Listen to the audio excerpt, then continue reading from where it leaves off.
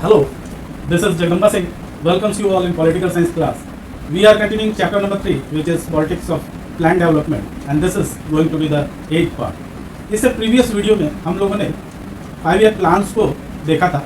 उसमें हम लोगों ने जाना था कि किस तरह से फर्स्ट 5 ईयर प्लान जो था वो एग्रीकल्चर पर पूरी तरह से डिपेंड था और उसी को फोकस करके उसको एग्जीक्यूट किया गया था. और दूसरा और तीसरा जो 5 ईयर प्लान आया वो उसमें हम लोगों ने देखा कि प्लान जो है एग्रीकल्चर से शिफ्ट होकर इंडस्ट्री की तरफ चला गया. तो ये जो शिफ्टिंग था एग्रीकल्चर से इंडस्ट्री की ओर, इसने कई कंट्रोवर्सीज को जन्म दिया. तो आज जो टॉपिक पे हम लोग चर्चा करने वाले हैं वो है की कंट्रोवर्सीज, और इसमें हम लोग पहले कंट्रोवर्सीज को देखेंगे. वो है एग्रीकल्चर वर्सेस इंडस्ट्री. और भी कंट्रोवर्सी है जैसे कि पब्लिक वर्सेस प्राइवेट सेक्टर. इसको हम लोग नेक्स्ट वीडियो में इसकी चर्चा करेंगे. और आज का जो डिस्कशन है वो एग्रीकल्चर वर्सेस इंडस्ट्री. तो उस समय जब ये शिफ्ट हुआ एग्रीकल्चर से प्लान इंडस्ट्री पे, तो ये एक चर्चा का विषय पूरे देश में हो गया कि ऐसा करना कहाँ तक उचित है कि जिस देश की जनसंख्या most of the population of India is following agriculture, और वहाँ पर इंडस्ट्री को डेवलप करना कहाँ तक उचित है. ये प्रश्न सभी के दिमाग में आए. तो ये जो कंट्रोवर्सीज जिन पर आज हम लोग चर्चा करने वाले हैं ये आज के समय में भी हम लोगों को रेलिवेंट नज़र आती हैं, और ये चर्चाएं आज भी अक्सर हुआ करती हैं कि कौन सा अच्छा है, किस क्षेत्र में डेवलपमेंट अच्छा होगा, एग्रीकल्चर के क्षेत्र में या इंडस्ट्री के क्षेत्र में, या पब्लिक सेक्टर को गवर्नमेंट को प्रमोट करना चाहिए या प्राइवेट सेक्टर को. तो ये सारी चीज़ें आज भी उतनी ही रेलिवेंट है, ये मुद्दे आज भी उतने ही रेलिवेंट है जितने उस समय थे जब ये प्लान्स लॉन्च किए गए. तो आज हम लोग जो तो देखेंगे वो है एग्रीकल्चर वर्सेस इंडस्ट्री. तो आइए इसको शुरू करते हैं कि the strategy of development followed in the years raise several important question that continues to be relevant. ये डेवलपमेंट की जो प्रक्रिया शुरू की गई उस समय ये बहुत सारे विवादों को भी इसके साथ जन्म मिला, और उन्हीं में से ये 2 विवाद हैं. और ये 2 विवाद जो हैं ये आज के दौर में भी उतने ही रेलिवेंट हैं जितने उस समय थे. तो आइए इसके पक्ष में और विपक्ष में, यानी एग्रीकल्चर के फेवर में कुछ लोग थे, कुछ लोग इंडस्ट्री के फेवर में थे कि इनका ग्रोथ होना चाहिए. तो आइए दोनों को समझने की हम लोग कोशिश करें. Let us see what the people who are supporters of the agriculture were thinking at that time. The supporters of agriculture development thought that the second plan lacked of agrarian strategy for development, and the emphasis on industry causes agriculture and rural India to suffer. जो लोग ये चाहते थे कि agriculture मुख्य रूप से agriculture पे फोकस्ड हो, 5 ईयर प्लान्स जो हैं, जिस तरह से पहला 5 ईयर प्लान एग्रीकल्चर पे फोकस था, उसी तरह से दूसरा और तीसरा भी हो. जो जिन लोगों की यह चाह थी उनका यह सोचना था कि जो स्ट्रैटेजी बनाई जा रही है जिसमें इंडस्ट्री को प्रमोट किया जा रहा है ये अच्छा नहीं है. ये कहीं ना कहीं एग्रीकल्चर के लिए अच्छा नहीं होगा, और एग्रीकल्चर पे जो लोग डिपेंड हैं उनको इंडिया में सफ़र करना पड़ेगा, उनको कष्ट झेलना पड़ेगा अगर एग्रीकल्चर का विकास नहीं होगा. तो मोस्ट ऑफ द पॉपुलेशन उस समय एग्रीकल्चर पे डिपेंड था, तो अगर उस पर फोकस नहीं होगा तो ये उन लोगों के लिए कष्टदायक सिद्ध होने वाला है, ऐसा उस समय के लोगों का मानना था. Gandhian economics like J.K. Kumarappa process an alternative blueprint that puts greater emphasis on rural industrialization. एक गांधीयन विचारधारा के इकोनॉमिक्स हुए उस समय के जिनका नाम था J.C. कुमारप्पा. उनका ये मानना था या उनका ये राय था कि जो ये डेवलपमेंट का काम हो रहा है अगर इंडस्ट्री के क्षेत्र में भी हो रहा है तो ऐसे इंडस्ट्री के क्षेत्र में होना चाहिए जो रूरल एग्रीकल्चर से रिलेटेड हों या रूरल जनता के लिए ज़्यादा महत्व रखते हों. ऐसे इंडस्ट्रीज़ को ज़्यादा प्रमोट करना चाहिए, जैसे कि ट्रैक्टर के इंडस्ट्रीज़ को, या फिर जो चीज़ें यूज़ हो रही हैं इन एग्रीकल्चर उनको डेवलप करने की कोशिश की जानी चाहिए. ऐसा इन गांधीयन इकोनॉमिक्स J.C. कुमारप्पा का मानना था.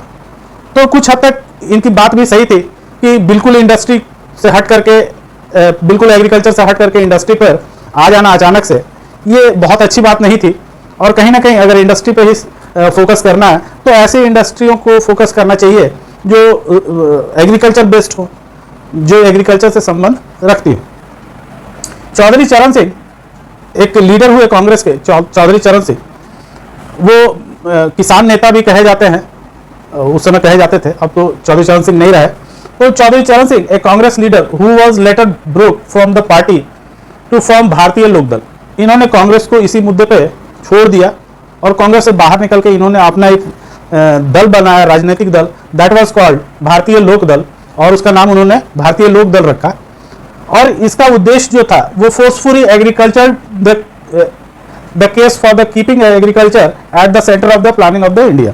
और इसका मुख्य उद्देश्य ये था कि ये प्रेशराइज करे गवर्नमेंट को कि वो एग्रीकल्चर पर प्लानिंग के दौरान फोकस करे। तो एक प्रेशर माउंट करने के लिए इन्हें कांग्रेस को छोड़ना पड़ा और अपना एक दल बनाया इन्होंने, जिसका नाम रखा भारतीय लोक दल। और ये दल अभी के समय में भी काम कर रहा है ये दल।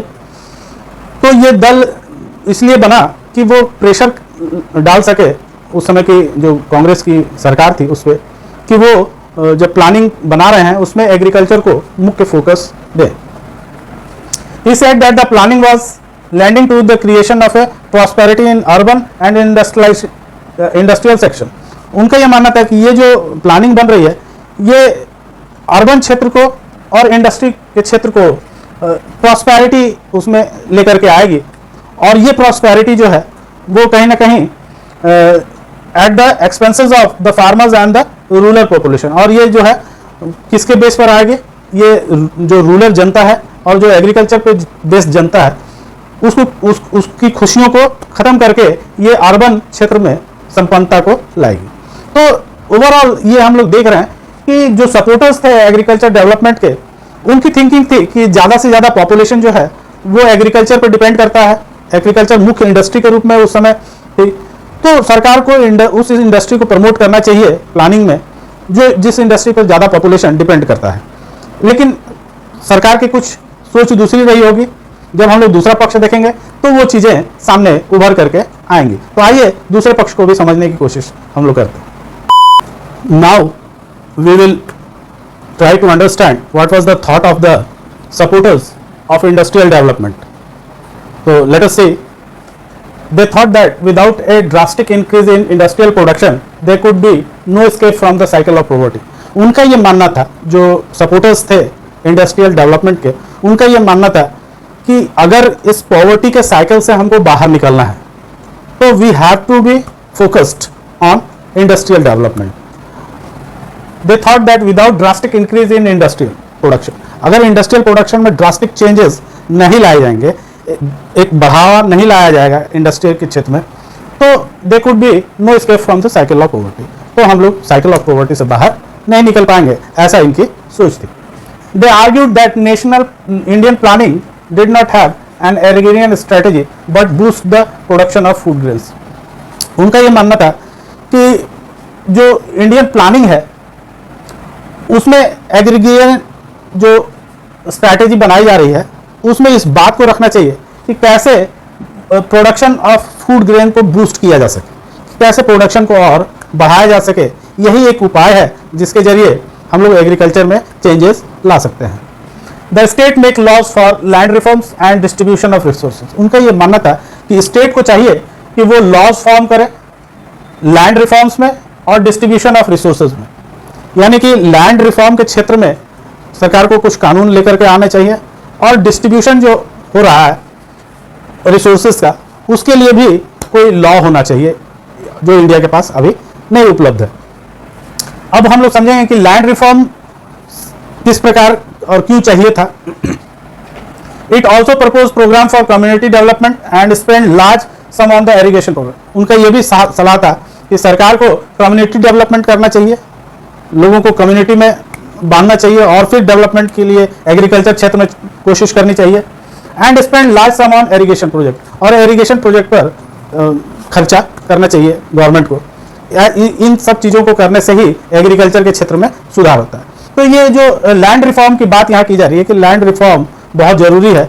तो क्या दिक्कत थी लैंड रिफॉर्म में, इसको जरा समझेंगे हम लोग। तो उस समय बड़े बड़े लैंडलॉर्ड्स के हाथ में ज़्यादातर ज़मीनें थी और बहुत सारे लोग ऐसे थे जो लैंडलेस थे और वो फोर्स थे इन लैंडलॉर्ड्स के अंडर में काम करने के लिए।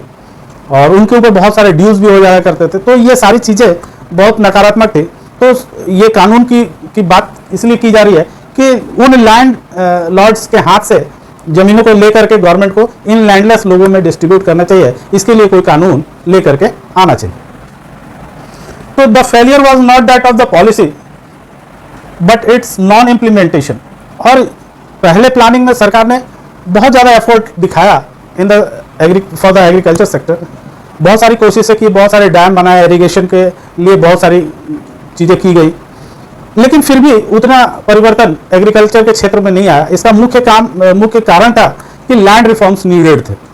वो जो लैंड रिफॉर्म्स था, जब तक उस लैंड रिफॉर्म को नहीं लेकर के गवर्नमेंट आती तब तक एग्रीकल्चर के क्षेत्र में सुधार संभव नहीं था। ये गवर्नमेंट भी कहीं ना कहीं इस बात से को समझ रही थी। लेकिन इसी तरह कोई कानून बना करके अगर गवर्नमेंट ले आए कि इन लैंडलॉर्ड्स के हाथ से उनकी ज़मीन ले ली जाए, तो ऐसा गवर्नमेंट नहीं कर सकती थी, क्योंकि उस समय फंडामेंटल राइट में राइट ऑफ प्रॉपर्टी इंक्लूड था। तो पहले संविधान में संशोधन करना था गवर्नमेंट को, फिर लॉ लेकर आती। तो ये एक लंबा प्रोसेस गवर्नमेंट देख रही थी उस समय कि पहले property right to property act को हटाना पड़ेगा। जब तक वो एक राइट बना रहेगा तब तक उसमें उसके अगेंस्ट कोई कानून बना नहीं सकती गवर्नमेंट।